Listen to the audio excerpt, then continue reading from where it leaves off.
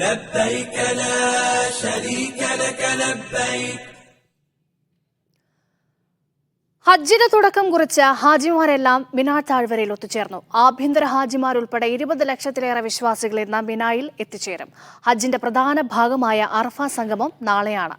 ഇന്ന് മിനായിലെ താമസം ഇതിനുള്ള മുന്നൊരുക്കം കൂടിയാണ്. ഇന്നലെ വൈകുന്നേരം മുതൽ ഹാജിമാർ മക്കയിലെ താമസ സ്ഥലങ്ങളിൽ നിന്നും മിനായിലേക്ക് നീങ്ങിയിരുന്നു. ഇന്ന് പൂർണ്ണമായും ഹാജിമാർ മിനായിൽ തങ്ങും. ഹജ്ജിന്റെ മുന്നൊരുക്കങ്ങളുടെ ഭാഗമായി പ്രാർത്ഥനകളുമായി മിനായിലെ തമ്പുകളിലും ടവറുകളിലും കഴിഞ്ഞുകൂടും. ഇന്ന് നമസ്കാരങ്ങൾ ചുരുക്കിയാകും നിർവഹിക്കുക. നാളെയാണ് ഹജ്ജിന്റെ സുപ്രധാന ചടങ്ങായ അറഫ സംഗമം. ലോകത്തെ എല്ലാ ജനങ്ങളും ഒത്തുകൂടുന്നൊരു, എല്ലാ മുസ്ലിങ്ങളും ഒത്തുകൂടുന്നൊരു സ്ഥലമാണ്. അപ്പം പറയുന്നത് കേട്ടതനുസരിച്ചൊരു മഹ്ശറയാണ് എന്നാണ് പറയുന്നത്. അപ്പം അതിനുള്ള ഒരു ഒരുക്കത്തോടുകൂടി തന്നെയാണ് നമ്മൾ പോകുന്നത്. കേരളത്തിലെ 18,000-ഓളം ഹാജിമാരുൾപ്പെടെ 1.25 ലക്ഷം ഇന്ത്യക്കാരാണ് ഹജ്ജ് നിർവഹിക്കുന്നത്. 20 ലക്ഷത്തിലേറെ പേരാണ് നാളെ അറഫയിൽ സംഗമിക്കുക. ഇതിനായി ബസ്സിലും ട്രെയിനിലുമായി ഹാജിമാർ നീങ്ങും. മാർഗത്തിൽ ഇറങ്ങി തിരിച്ചതല്ലേ.